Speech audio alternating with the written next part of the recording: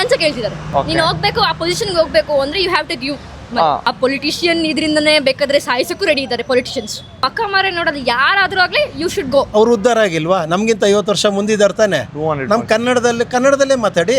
ನೀವ್ ಯಾಕೆ ಅವ್ರ ಹತ್ರ ಇಂಗ್ಲಿಷಲ್ಲಿ ಮಾತಾಡ್ತೀರಿ, ಹಿಂದಿಲಿ ಮಾತಾಡ್ತೀರಿ? ನಮ್ ಜಾತಿಯವನು ಹೆಂಗ ಸಿಎಂ ಆದ, ಅವ್ನು ಒಳ್ಳೇದ್ ಮಾಡ್ತಾನೋ ಬಿಡ್ತಾನೋ ನನಗೆ ಬೇಡಪ್ಪ, ನಮ್ಮವನ್ನ ಸಾಕು. ಇವತ್ತು ಎಜುಕೇಶನ್ ಹೆಲ್ತ್ ಇವತ್ತೆಲ್ಲ ಏನಾಗಿದೆ ಅಂದ್ರೆ ಬಿಸ್ನೆಸ್ ಆಗಿದೆ. ಡೆಡಿಕೇಟೆಡ್ ಆಗಿ ಈಗ 100 ಜನ ವಿಡಿಯೋ ಮಾಡ್ತಾ ಇದಾರೆ ಅಂದ್ರೆ 100 ಜನ ಮಾತ್ರ ಕರೆಕ್ಟ್ ಆದ ಕಂಟೆಂಟ್ ಇಟ್ಕೊಂಡು ಮಾಡ್ತಾರೆ, ಕರೆಕ್ಟ್ ಆಗಿ ನಡೆಸ್ತಾರೆ. ಮೊಬೈಲ್ ಇಟ್ಕೋತಾರೆ ಇಷ್ಟೇ ಮಾಡ್ತಾರೆ ಹೊತ್ತು ಹೀಗೆ ಇಟ್ಕೊಂಡು ನೋಡ್ತಾರಾ?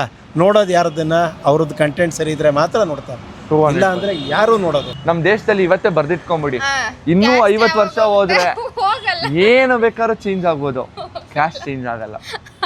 ಪೊಲಿಟಿಷಿಯನ್ಸ್ ಮಕ್ಕಳು ಗೌರ್ಮೆಂಟ್ ಸ್ಕೂಲಲ್ಲಿ ಓದ್ಬೇಕು. ಪೊಲಿಟಿಷಿಯನ್ಗೆ ಹುಷಾರಿಲ್ಲ ಅಂತಂದ್ರೆ ಗೌರ್ಮೆಂಟ್ ಹಾಸ್ಪಿಟಲ್ಗೆ ಹೋಗ್ಬೇಕು, ಅವಾಗೆಲ್ಲ ತಾನಾಗೆ ಸರಿ ಹೋಗುತ್ತೆ. 200%. ಎಲ್ರಿಗೂ ನಮಸ್ಕಾರ, welcome back to new video. ಇವತ್ತಿನ ವಿಡಿಯೋದಲ್ಲಿ ಫನ್ ಇರಲ್ಲ, ಬದಲಾಗಿ ಜನರ ಅನಿಸಿಕೆಗಳು, ಅಭಿಪ್ರಾಯಗಳು, ಅವರ ಸಲಹೆಗಳಿರುತ್ತೆ. ಇವತ್ತು ನಾನು ನಮ್ಮ ಮಹಾಜನತೆ ಹತ್ರ ಹೋಗಿ ಒಂದಿಷ್ಟು ಪ್ರಶ್ನೆಗಳನ್ನ ಕೇಳ್ತೀನಿ. ನಾನು ಕೇಳುವಂಥ ಪ್ರಶ್ನೆಗೆ ಅವ್ರು ಹೇಗೆಲ್ಲ ಉತ್ತರ ಕೊಡ್ತಾರೆ ಅನ್ನೋದು ಮುಂದೆ ನಿಮಗೆ ಗೊತ್ತಾಗುತ್ತೆ. ಇವಾಗ ವಿಡಿಯೋ ಶುರು ಮಾಡೋಣ ಬನ್ನಿ. ನಿಮ್ಮ ಹೆಸರು? ತನುಶ್ರೀ. ತನುಶ್ರೀ ಅವ್ರು ಏನು ಮಾಡ್ಕೊಂಡಿರೋದು? ನಾನು ಮೀಡಿಯಲ್ಲಿ ವರ್ಕ್ ಮಾಡ್ತಾ ಇದ್ದೀನಿ. ಮೀಡಿಯಾ? ಅವ್ರ ಮೀಡಿಯಾ, ನಾವು ಸೋಷಿಯಲ್ ಮೀಡಿಯಾ. ಇವತ್ತು ನಾನು ನಿಮಗೆ ಒಂದಿಷ್ಟು ಪ್ರಶ್ನೆಗಳನ್ನ ಕೇಳ್ತೀನಿ, ಆನೆಸ್ಟ್ ಆಗಿ ಉತ್ತರ ಕೊಡಬೇಕು, ಮೀಡಿಯಾದವ್ರ ಥರ ಆನ್ಸರ್ ಮಾಡಬಾರ್ದು. ಓಕೆ? ಸೊ ನೀವು ಓದ್ತಾ ಇರಬೇಕಾದ್ರೆ India is a developing country ಅಂತ ಇತ್ತು. ಪ್ರಾಬಬಲಿ ನಿಮ್ಮ ಅಪ್ಪ ಅಮ್ಮ ಓದಬೇಕಾದ್ರೂ India is a developing country ಅಂತಾನೆ ಇದೆ. ನಾಳೆ ಫ್ಯೂಚರಲ್ಲಿ ನಿಮ್ಮ ಮಕ್ಕಳು ಓದಬೇಕಾದ್ರೂ India is a developing country ಅಂತಾನೆ ಇರುತ್ತೆ.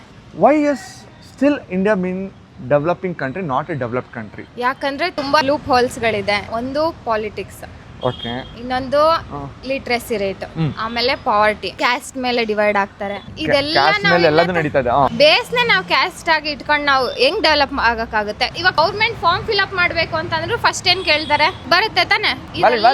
ಹೋಲ್ಸ್ಗಳು ಕಂಪ್ಲೀಟ್ ಆಗಿ ಎಲ್ಲ ಫುಲ್ ನೀಟಾಗಾದ್ರೆ ಡೆವಲಪಿಂಗ್ ಇಂದ ಡೆವಲಪ್ಡ್ ಕಂಟ್ರಿ ಆಗುತ್ತೆ. ಓಕೆ, ನೀವು ಇಷ್ಟೆಲ್ಲ ಹೇಳಿದಾಗ ನನಗೊಂದು ಜ್ಞಾನೋದಯ ಇವಾಗ ಆಯ್ತು. ನಮ್ಮಲ್ಲಿ ಲೂಪ್ ಹೋಲ್ಸ್ ಇಲ್ಲ, ಓಲೊಳಗಡೆನೆ ನಾವಿದ್ದೀವಿ. ನಾವು ಬರೀ ಲೂಪಲ್ಲೇ ಇದ್ದೀವಿ. ಆಕ್ಚುಲಿ ಏನು ಅಂತ ನೀವು ಹೇಳಿದ ಎಲ್ಲದೂ ಕರೆಕ್ಟ್ ಆಯ್ತಾ? ನಾನು ರೀಸೆಂಟ್ ಆಗಿ ಇದನ್ನ ಹೇಳುವಲ್ಲ, ಬಟ್ ಹೇಳ್ತಾ ಇದ್ದೀನಿ. CM DK ಶಿವಕುಮಾರ್ ಸರ್ ಅವರು ಪ್ರಮಾಣ ವಚನ ಸ್ವೀಕಾರ ಮಾಡ್ತಾ ಇದ್ರಲ್ಲ, ಒಬ್ರು ಮನೆಯಲ್ಲಿ ಇದ್ದೆ ನಾನು. ಸೊ ಅವಾಗ ಅವ್ರು ಹೇಳಿದ್ರು, ಪಾ ನನಗೆ ಇವಾಗ ಸಮಾಧಾನ ಆಯ್ತು, ನಮ್ಮ ಜಾತಿಯವನು ಹೆಂಗ CM ಆದ. ನಾನು ಅದನ್ನೇ ಹೇಳ್ತಾ ಇರೋದು, ನಮ್ಮ ಜಾತಿಯವನು CM ಆದ, ಅವ್ನಿಗೆ ಒಳ್ಳೇದ್ ಮಾಡ್ತಾನೋ ಬಿಡ್ತಾನೋ ನನಗೆ ಬೇಡಪ್ಪ, ನಮ್ಮವನ್ನ ಸಾಕು.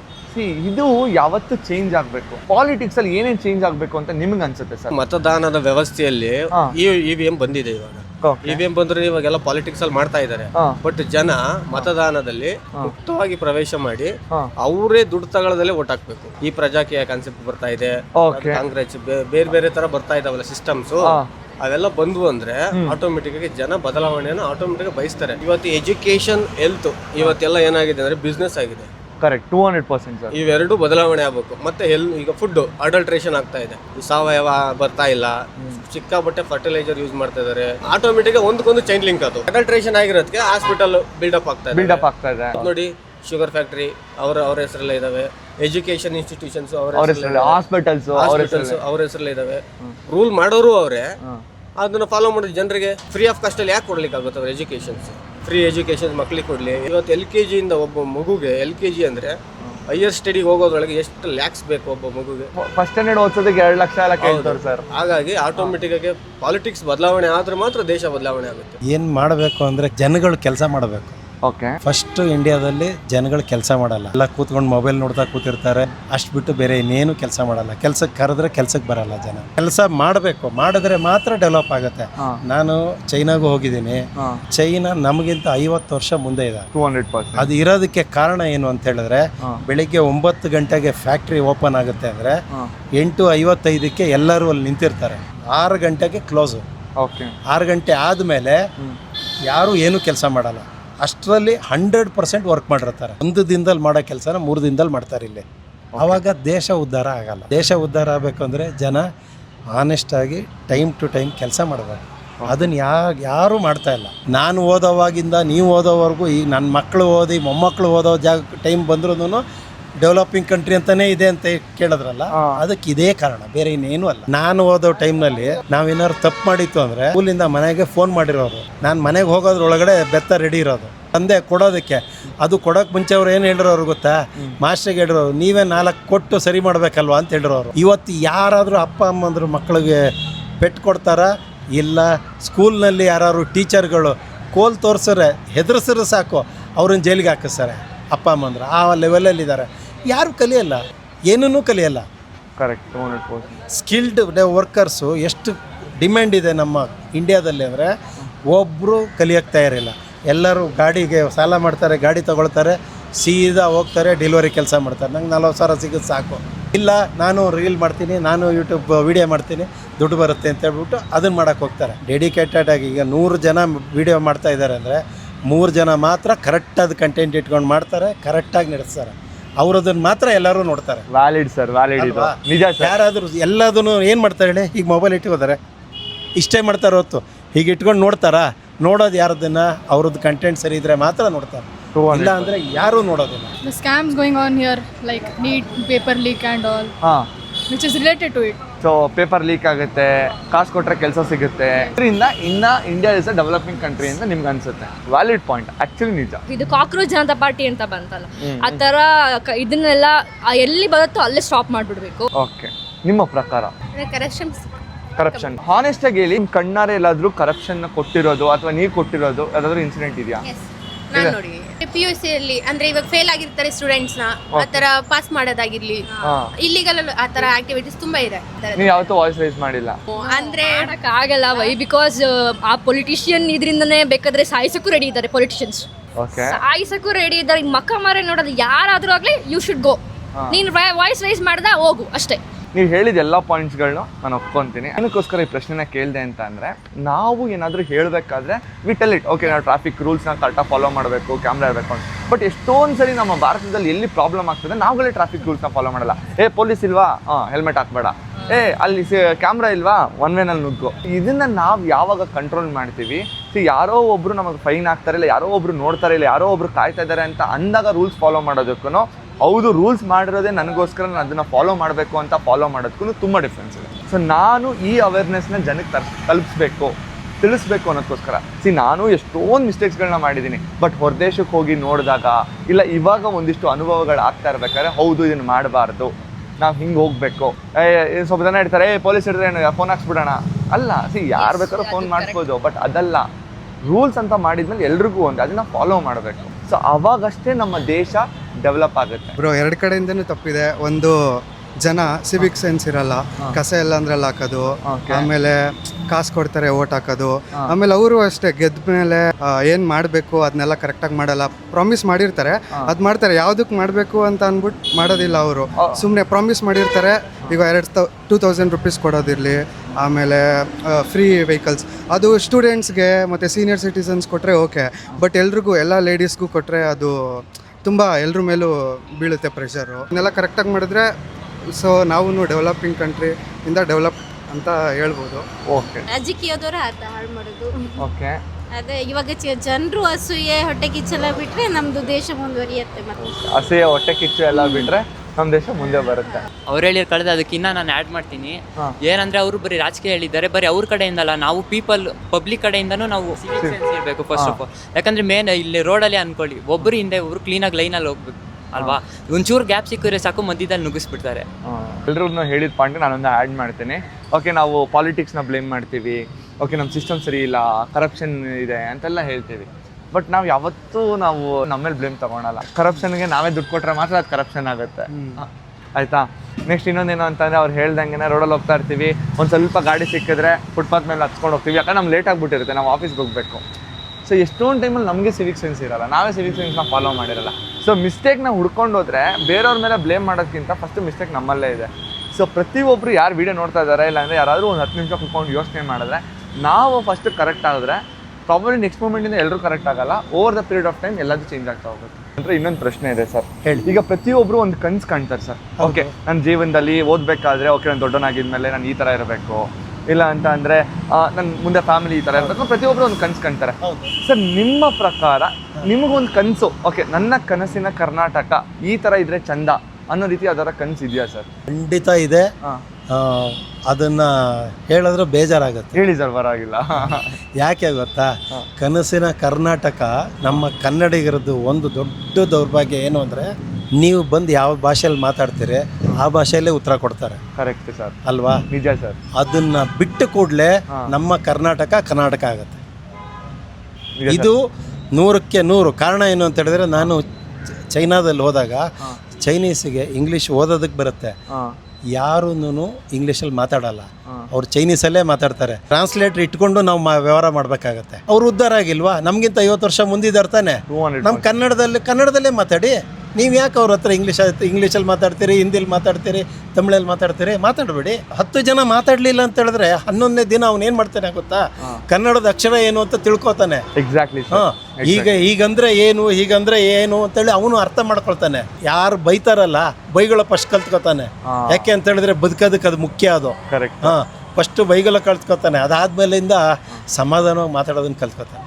ವ್ಯಾಲಿಡ್ ಸರ್, ವ್ಯಾಲಿಡ್ ಪಾಯಿಂಟ್ ಹೇಳಿದ್ರಿ. ಇದನ್ನ ಬಿಡ್ಲಿ, ಅವರು ಕನ್ನಡಿಗರು ಇದನ್ನ ಬಿಟ್ಟು ಕೂಡಲೇ 100% ಕರ್ನಾಟಕ ನಾವು ಏನು ಅನ್ಕೋತೀವಿ, ನೀವೇನು ಅನ್ಕೊಂಡಿದ್ದೀರಿ, ಆ ಕರ್ನಾಟಕ ನಮ್ಮ ಕಣ್ಮುಂದೆ ಬಂದ್ಬಿಡುತ್ತೆ. ನನ್ನ ಕನಸು ಬರೀ ಫಾರ್ಮಿಂಗಲ್ಲಿ ಇರಬೇಕು ಅಂತ ಆಸೆ. ಬಿಟಿ ಸುಮ್ಮನೆ ಜಸ್ಟ್ ಫಾರ್ ವರ್ಕಿಂಗ್ ಪರ್ಪಸ್ ಬೇಕು, ಆದರೂ ಅದಕ್ಕಿಂತ ಫಾರ್ಮರ್ ಸೊ ಜಾಸ್ತಿ ಹೊತ್ತು ಫಾರ್ಮರ್ ಕೊಡಬೇಕು. ಕರ್ನಾಟಕ ಪೀಪಲ್ಸ್ ಒಂದಾಗಿರ್ಬೇಕು ಫಸ್ಟ್. ಓಕೆ, ಕರ್ನಾಟಕದವ್ರು ಒಂದಾಗಿರ್ಬೇಕು. ಫಸ್ಟ್ ನಾವು ಒಗ್ಗಟ್ಟಾಗಿರ್ಬೇಕು. ಇದರಿಂದ ನಾವೇನ್ ಬೇಕಾದ್ರೂ ಚೇಂಜಸ್ ಮಾಡ್ಬೋದು. ನಾರ್ತ್ ಸೌತ್ ಅಂತ ಡಿವೈಡ್ ಆಗೋ ಬದಲು ನಾವೆಲ್ಲರೂ ನಾರ್ತ್ ಸೌತ್ ಎಲ್ರಿಗೂ ಫೆಸಿಲಿಟಿ ಸಿಗಬೇಕು. ಬೆಂಗಳೂರು ಅಂದ್ರೆ ಇಂಪ್ರೂವ್ ಆದ್ರೆ ನಮ್ಮ ಸ್ಟೇಟ್ ಎಲ್ಲ ಇಂಪ್ರೂವ್ ಆಗಲ್ಲ, ಸಾಧ್ಯ ಇಲ್ಲ. 200%. ಯಾಕಂದ್ರೆ ಎಲ್ಲ ಡಿಸ್ಟ್ರಿಕ್ಕು ಇಂಪ್ರೂವ್ ಆಗಬೇಕು, ಎಲ್ಲ ವಿಲೇಜ್ಗಳು ಇಂಪ್ರೂವ್ ಆಗಬೇಕು, ಎಲ್ಲ ಒಂದೊಂದು ಅಂದ್ರೆ ಗ್ರಾಮ ಪಂಚಾಯತಿಯಿಂದ ಹಿಡಿದು ಸ್ಟೇಟ್ ಅಸೆಂಬ್ಲಿ ತನಕನೂ ಎಲ್ಲ ಇಂಪ್ರೂವ್ ಆಗಬೇಕು. ನಿಮ್ಮ ಪ್ರಕಾರ ಕನಸಿನ ಕರ್ನಾಟಕ ಬರೀ ಬೆಂಗಳೂರು ಮಾತ್ರನೇ ಅಭಿವೃದ್ಧಿ ಆಗೋದಲ್ಲ, ಎಲ್ಲಾ ಜಿಲ್ಲೆಗಳು ಅಭಿವೃದ್ಧಿ ಆಗ್ಬೇಕು. ಆ ಕಡೆ ನಾರ್ತ್ ಕರ್ನಾಟಕ ಕಡೆ ಗುಲ್ಬರ್ಗ, ಬಿಜಾಪುರ, ಬೆಳಗಾವಿ, ರಾಯಚೂರು ಎಲ್ಲ ಕಡೆ ಆಗ್ಬೇಕು sir. Correct. Valid bro obviously ಇರುತ್ತೆ ಫಾರಿನ್ ಕಂಟ್ರಿ ತರ ಇರಬೇಕು ಅಂತ. ನಾವು ಫುಲ್ ಡೆವಲಪ್ ಆಗ್ಬೇಕಂದ್ರೆ ಫಸ್ಟ್ ನಾವು ಪಬ್ಲಿಕ್ ಇಂದ ಏನ್ ಟ್ಯಾಕ್ಸ್ ಅಂತ ಇಸ್ಕೊಂತಾರೆ ಗೌರ್ಮೆಂಟ್ ಅವರು, ಅದನ್ನ ಪ್ರಾಪರ್ ವೇ ಅಲ್ಲಿ ಯೂಸ್ ಮಾಡಬೇಕು. ಪ್ರಾಪರ್ ವೇ ನಲ್ಲಿ ಯೂಸ್ ಮಾಡಬೇಕು ಅನ್ನೋದಕ್ಕಿಂತ ಪ್ರಾಪರ್ ವೇ ನಲ್ಲಿ ಯೂಸ್ ಆಗ್ತಾ ಇದೆ ಅಂತ ಕ್ವಶನ್ ಮಾಡಬೇಕು. ಬ್ರೋ, ನೀವು ಟ್ಯಾಕ್ಸ್ ಪೇ ಮಾಡ್ತಾ ಇದ್ದೀರಾ, ಟ್ಯಾಕ್ಸ್ ಕಟ್ಟಿ ಅಂತ ಹೇಳಿ ಗೌರ್ಮೆಂಟ್ ನಿಮ್ಮ ಹತ್ರ ಟ್ಯಾಕ್ಸ್ ತಗೊಳುತ್ತೆ. ಅವ್ರು ಹೆಂಗೆ ನಿಮ್ಮನ್ನ ಇನಿಷಿಯೇಟ್ ಮಾಡ್ಬಿಟ್ಟು ಟ್ಯಾಕ್ಸ್ ನೀವು ಕಟ್ಟಿ ಅಂತ ಹೇಳ್ತಾರೋ, ನಾನು ಕಟ್ಟಿರೋ ದುಡ್ಡನ್ನ ಕರೆಕ್ಟಾಗಿ ಯೂಟಿಲೈಸ್ ಮಾಡಿದೆ ಅಂತ ಎಷ್ಟು ಜನ ಕೇಳಲ್ಲ. ಈಗ ನಾನು ರೋಡ್ ಟ್ಯಾಕ್ಸ್ ಕಟ್ಬಿಟ್ಟೆ ಗಾಡಿನ ಹೊರಗಡೆ ತೊಗೊಂಬರ್ತೀನಿ, ರೋಡ್ ಟ್ಯಾಕ್ಸ್ ಕಟ್ಟಿಲ್ಲ ಅಂತಾನೆ ನಾನು ಗಾಡಿ ಕೊಡಲ್ಲ. ಅವರು ಈಗ ಎಲ್ಲ ಸೋಷಿಯಲ್ ಮೀಡಿಯಾದಲ್ಲಿ ಮಾತಾಡೋದು ಜಾಸ್ತಿ ಆಗಿದ್ದಾರೆ, ಇಲ್ಲಿ ಬಂದು ಆಫ್ಲೈನಲ್ಲೂ ಮಾತಾಡಬೇಕು. ಇಲ್ಲಿ ಎಕ್ಸಾಕ್ಟ್ಲಿ ಎಲ್ಲ ಬರೀ ಕಾಮೆಂಟ್ ಸೆಕ್ಷನ್ ಅಲ್ಲಿ ಹೋಗಿ ಅದು ಇದು ಬೈತಾ ಇರ್ತಾರೆ, ಇಲ್ಲಿ ಬಂದು ನಿಂತ್ಕೊಂಡು ಮಾತಾಡ್ಬೇಕು ಆಚೆಗಡೆ. ಎಕ್ಸಾಕ್ಟ್ಲಿ ಬ್ರೋ, ಅದೇ ಈ ಚೇಂಜಸ್ ಆಗಲಿ ಅಂತಾನೆ ಸೊ ಈ ವಿಡಿಯೋನ ಮಾಡ್ತಾ ಇರೋದು. ಫಸ್ಟ್ ಕ್ಯಾಸ್ಟಿಸಮ್ ತೆಗ್ಬಿಡ್ಬೇಕು. ಓಕೆ, ಫಸ್ಟ್ ಅದೊಂದು ತೆಗೆದ್ರೆ ಎಲ್ಲ ಚೆನ್ನಾಗಿರುತ್ತೆ. ಆಮೇಲೆ ನಮ್ ದೇಶದಲ್ಲಿ ಇವತ್ತೇ ಬರ್ದಿಟ್ಕೊಂಡ್ಬಿಡಿ, ಇನ್ನೂ 50 ವರ್ಷ ಹೋದ್ರೆ ಏನು ಬೇಕಾದ್ರೂ ಚೇಂಜ್ ಆಗ್ಬೋದು, ಕ್ಯಾಸ್ಟ್ ಚೇಂಜ್ ಆಗಲ್ಲ. ಅದು ಯಾವಾಗ ಚೇಂಜ್ ಆಗುತ್ತೆ ಅಂದ್ರೆ ನಾವುಗಳು ಯಾವಾಗ ಚೇಂಜ್ ಆಗ್ತೀವಿ ಅವತ್ತಷ್ಟೇ ಚೇಂಜ್ ಆಗುತ್ತೆ. ಒಬ್ಬ ಮನುಷ್ಯ ಚೇಂಜ್ ಆದ್ರೆ ಅವ್ನ ಮನೆ ಚೇಂಜ್ ಆಗುತ್ತೆ. ಒಂದು ಮನೆ ಚೇಂಜ್ ಆಗುತ್ತೆ ಅಂತಂದ್ರೆ ಅವ್ನ ಸುತ್ತಮುತ್ತ ಇರೋ ವರಂಡ ಚೇಂಜ್ ಆಗುತ್ತೆ. ಅವ್ನ ವರಂಡ ಚೇಂಜ್ ಆಯ್ತು ಅಂದ್ರೆ ಏರಿಯಾ ಚೇಂಜ್ ಆಗುತ್ತೆ. ಏರಿಯಾ ಚೇಂಜ್ ಆಯ್ತು ಅಂತಂದ್ರೆ ಆಬ್ವಿಯಸ್ಲಿ ಕಂಪ್ಲೀಟ್ ಲೊಕಾಲಿಟಿ ಚೇಂಜ್ ಆಗುತ್ತೆ. ಹೌದು.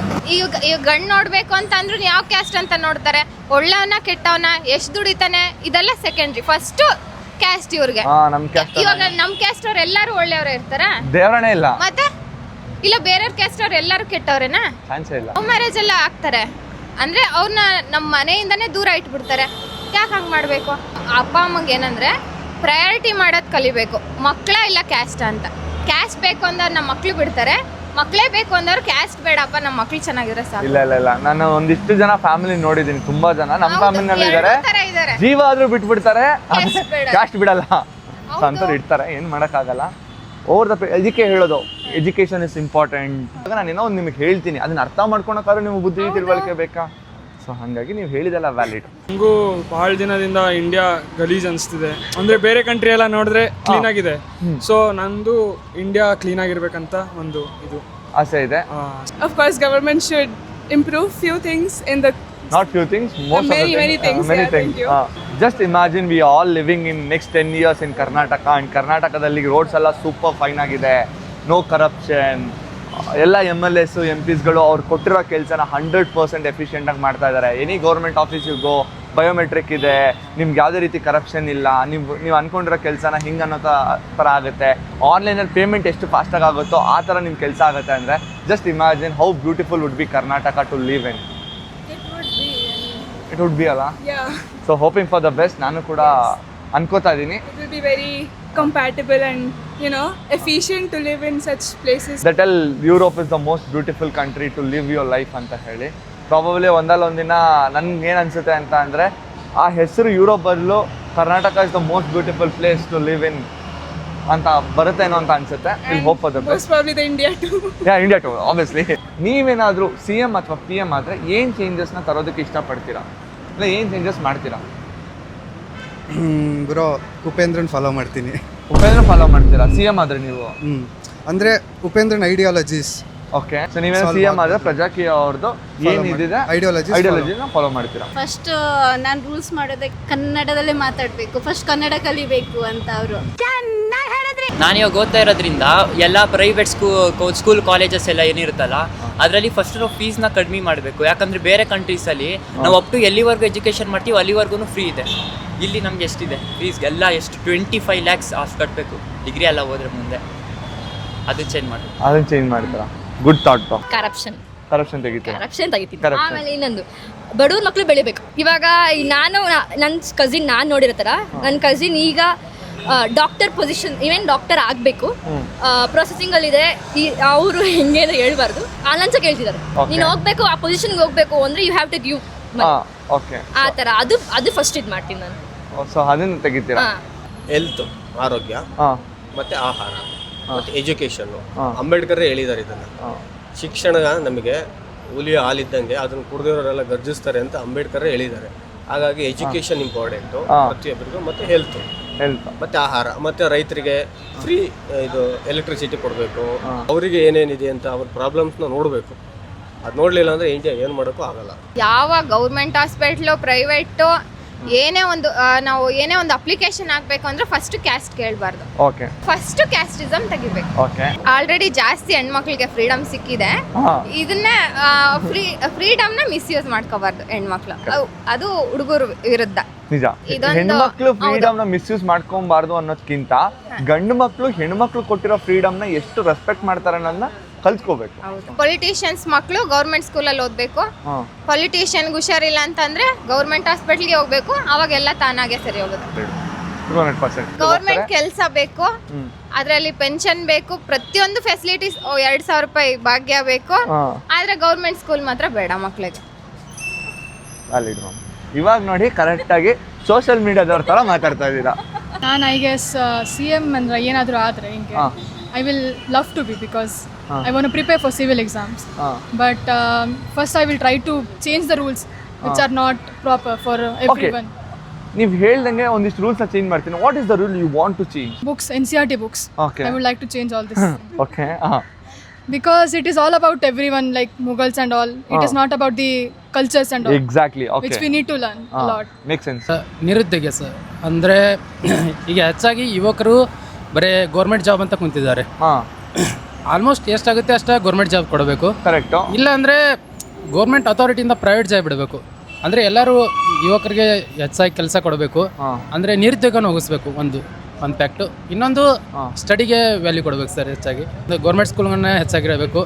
ಬ್ರೋ, ಅಂದರೆ ನಾನು ಈ ವಿಚಾರದ ಬಗ್ಗೆ ಹೇಳೋ ಅಷ್ಟು ದೊಡ್ಡವನಲ್ಲ, ಬಟ್ ನಾನು ನೋಡಿರೋ ಮಟ್ಟಿಗೆ ನನಗೆ ಏನು ಅನಿಸುತ್ತೆ ಅಂತಂದರೆ ಈ ವರ್ಷ ಇಷ್ಟೊಂದು ಗೌರ್ಮೆಂಟ್ ಸ್ಕೂಲ್ಗಳು ಮುಚ್ತಾ ಇದೆ. ಇಲ್ಲ ಗೌರ್ಮೆಂಟ್ ಸ್ಕೂಲ್ಗಳಿಗೆ ಸುಣ್ಣ ಬಣ್ಣ ಹೊಡೆಯೋದಕ್ಕೆ ಬೇರೆ ಪ್ರೈವೇಟ್ ಆರ್ಗನೈಸೇಷನ್ ಅವ್ರು ಬಂದ್ಬಿಟ್ಟು ಸುಣ್ಣ ಬಣ್ಣ ಹೊಡಿಬೇಕು. ಬುಕ್ಸ್ಗಳನ್ನ ಬೇರೆ ಅವ್ರು ಬಂದ್ಬಿಟ್ಟು ದಾನ ಕೊಡಬೇಕು. ಕಂಪ್ಯೂಟರು, ಪ್ರೊಜೆಕ್ಟ್ರ್ ಇದೆಲ್ಲ ಇದು ಕೊಡಬೇಕು. ನಮ್ಮ ಸರ್ಕಾರ ಶಾಲೆಗಳನ್ನ ಕರೆಕ್ಟಾಗಿಟ್ಟರೆ ಎಷ್ಟೊಂದು ಜನ ವಿದ್ಯಾರ್ಥಿಗಳು ಹೋಗಿ ಎಜುಕೇಷನ್ನ ಪಡ್ಕೋತಾರೆ, ಸ್ಕಿಲ್ಫುಲ್ಡ್ ಆಗ್ತಾರೆ. ಅದರಿಂದ ಅವ್ರು ಏನೋ ಒಂದು ಬಿಸ್ನೆಸ್ ಐಡಿಯಾಸ್ಗಳು ಬರುತ್ತೆ, ಇಲ್ಲ ಏನೋ ಹೊಸ ಬಿಸ್ನೆಸ್ಗಳು ಸ್ಟಾರ್ಟ್ ಮಾಡ್ತಾರೆ, ಎಂಪ್ಲಾಯ್ಮೆಂಟ್ ಆಪರ್ಚುನಿಟಿ ಸಿಗುತ್ತೆ. ನಮ್ಮ ಬೆಂಗಳೂರಲ್ಲಿ ನಮ್ಮ ಕನ್ನಡಿಗರು IT-BT ಹೋಗೋದಕ್ಕಿಂತ ಬೇರೆ ರಾಜ್ಯದಿಂದ ಬಂದು IT-BT ಹೋಗಿ ದುಡಿತಾ ಇರೋರು ಜಾಸ್ತಿ ಜನ ಇದ್ದಾರೆ. ಹೋಟ್ಲಿಂದ ತಗೊಳ್ಳಿ, ಮಾಲಿಂದ ತಗೊಳ್ಳಿ, ಪಬ್ಬಿಂದ ತಗೊಳ್ಳಿ, ಯಾವುದೇ ಇಂಡಸ್ಟ್ರಿ ತಗೊಳ್ಳಿ. ಇವಾಗ ಆಟೋ ಚಾಲಕರು ಕೂಡ ಬೇರೆ ರಾಜ್ಯದಿಂದ ಬಂದು ಇಲ್ಲಿ ಕೆಲಸ ಮಾಡ್ತಿದ್ದಾರೆ. ಸ್ವಿಗ್ಗಿ, ಝೊಮ್ಯಾಟೊ ಏನೇ ತಗೊಳ್ಳಿ ಬ್ರೋ. ಇದು ಎಲ್ಲದನ್ನು ತಡೆ ಹಿಡಿಬೇಕು ಅಂತಾರೆ ಫಸ್ಟು ನಮ್ಮ ಕರ್ನಾಟಕದಲ್ಲಿ ಎಜುಕೇಷನ್ ಸಿಸ್ಟಮ್ ಕರೆಕ್ಟಾಗಿ ಆಗಬೇಕು, ಹಾಸ್ಪಿಟಾಲಿಟಿ ಕರೆಕ್ಟಾಗಿ ಆಗಬೇಕು. ಪ್ರತಿಯೊಂದು ಫೀಲ್ಡಲ್ಲೂ ಪ್ರಶ್ನೆ ಮಾಡಿ ಅವರ ಹಕ್ಕುಗಳನ್ನ ಅವರು ಪಡ್ಕೊಳಕ್ಕೆ ಸ್ಟಾರ್ಟ್ ಮಾಡಿದ್ರೆ ಆವಾಗ ನಮ್ಮ ಕರ್ನಾಟಕ ಚೇಂಜ್ ಆಗುತ್ತೆ ಅನ್ನೋದು ನನ್ನ ಅನಿಸಿಕೆ. ನೋಡಿದ್ರಲ್ಲ ನಮ್ಮ ಜನ ಹೇಗೆಲ್ಲ ಉತ್ತರ ಕೊಟ್ಟರು ಅಂತ ಹೇಳಿ. ಈಗ ನಿಮ್ಮ ಸರದಿ, ನಿಮ್ಮ ಪ್ರಕಾರ ನಮ್ಮ ಭಾರತ ಯಾಕೆ ಇನ್ನೂ ಡೆವಲಪಿಂಗ್ ಕಂಟ್ರಿ ಆಗಿ ಉಳ್ಕೊಂಡಿದೆ? ನಿಮ್ಮ ಕನಸಿನ ಕರ್ನಾಟಕ ಹೇಗಿರಬೇಕು ಅನ್ನೋದನ್ನ ತಪ್ಪದೇನೆ ಕಮೆಂಟ್ ಮಾಡಿ. ಹೋಪ್ ನಿಮ್ಗೆ ವಿಡಿಯೋ ಇಷ್ಟ ಆಯ್ತು ಅಂತ ಭಾವಿಸ್ತೀನಿ. ವಿಡಿಯೋ ಇಷ್ಟ ಆಗಿರೋ ಲೈಕ್ ಮಾಡಿ, ಹಾಗೆ ನಿಮ್ಮ ಅನಿಸಿಕೆಗಳನ್ನ ಕಮೆಂಟ್ ಮೂಲಕ ಕಮೆಂಟ್ ಮಾಡಿ ತಿಳಿಸಿ. ಇನ್ನೊಂದು ಇಂಟ್ರೆಸ್ಟಿಂಗ್ ವಿಡಿಯೋ ಸಿಗ್ತೀನಿ. ಅಲ್ಲಿವರೆಗೂ ನಾನು ಮಿಸ್ ಮಾಡ್ಕೋತಾರಿ. ಬಾಯ್. ದುಃಖಕ್ಕೆ ಮೂಲ ಅಸೂಯೆ ಒಳ್ಳೇದಲ್ಲ, ಬೆಳ್ಳಗೆ ಇರೋದೆಲ್ಲ ಹಾಲಲ್ಲ, ಇಲ್ಲಿ ಯಾರು ಮೇಲಲ್ಲ.